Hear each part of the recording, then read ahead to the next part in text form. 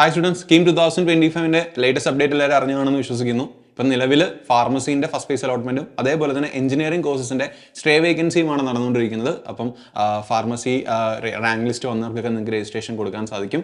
അതേപോലെ എഞ്ചിനീയറിംഗ് കോഴ്സുകൾക്ക് stay vacancy അലോട്ട്മെൻറ്റും വന്നിട്ടുണ്ട്. ഇതിനുള്ള ടൈം ലിമിറ്റ് ശ്രദ്ധിക്കണം. ഓൾറെഡി 18-ാം തീയതി നമ്മുടെ വെബ്സൈറ്റ് ഓപ്പൺ ആയിട്ടുണ്ടായിരുന്നു. ഈ വരുന്ന 22 വരെയാണ് ശരിക്കും ഓപ്ഷൻ രജിസ്ട്രേഷൻ ഫെസിലിറ്റി ഉള്ളത്. അതിനുശേഷം 23-ാം തീയതി പ്രൊവിഷണൽ അലോട്ട്മെൻറ്റ് പബ്ലിഷ് ചെയ്യും. അതേപോലെ തന്നെ 25-ന് ഫാർമസിയുടെ ഫസ്റ്റ് ഫേസ് അലോട്ട്മെൻറ്റ് പബ്ലിഷ് ചെയ്യുകയും ചെയ്യും. 26-ന് നിങ്ങൾക്ക് ജോയിൻ ചെയ്യുന്ന ഡീറ്റെയിൽസിലായിരിക്കും വരിക. എഞ്ചിനീയറിംഗിൻ്റെ സ്റ്റേ വേക്കൻസിയിൽ പങ്കെടുക്കുന്നവർ ശ്രദ്ധിക്കേണ്ട കാര്യം, ഇപ്പോൾ ഓൾറെഡി നിങ്ങൾക്ക് ഗവൺമെൻറ് എയ്ഡഡ് അല്ലെങ്കിൽ ഏതെങ്കിലും പ്രൈവറ്റ് സെൽഫ് ഫിനാൻസിങ് കോളേജസിൽ അഡ്മിഷൻ കിട്ടിയവരോ അല്ലെങ്കിൽ ഇതുവരെ അഡ്മിഷൻ കിട്ടാത്തവരോ, റാങ്ക് ലിസ്റ്റ് വന്നിട്ട് ഇതുവരെ അഡ്മിഷൻ കിട്ടാത്തവരൊക്കെ ആണെങ്കിൽ നിങ്ങൾക്ക് സ്റ്റേ വേക്കൻസിയിൽ പങ്കെടുക്കാം.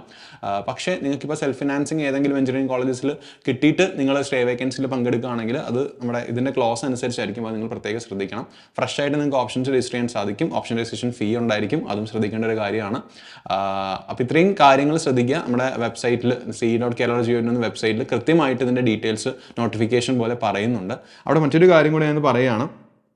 അതായത് those candidates who have already been admitted or take admission in a government aided college or course and if they get an allotment through the stray vacancy, അപ്പോൾ stay വേക്കൻസിയിലൂടെ allotment കിട്ടിക്കഴിഞ്ഞാൽ നിങ്ങളുടെ നിങ്ങൾ already എവിടെയെങ്കിലും join ചെയ്യുന്നവരാണെങ്കിൽ നിങ്ങൾക്ക് അതിന് transfer certificate നിങ്ങൾ വാങ്ങിച്ചു വെച്ചിട്ടുണ്ടെങ്കിൽ അവിടുത്തെ അഡ്മിഷൻ നിങ്ങൾക്ക് നഷ്ടമാകും. അത് ശ്രദ്ധിക്കണം. അപ്പോൾ ഓൾറെഡി ജോയിൻ ചെയ്തവർ കൃത്യമായി ശ്രദ്ധിച്ചതിന് മാത്രമേ സ്റ്റേ വേക്കൻസി അലോട്ട്മെൻറ്റിൽ പങ്കെടുക്കാൻ പാടുള്ളൂ. Thank you so much.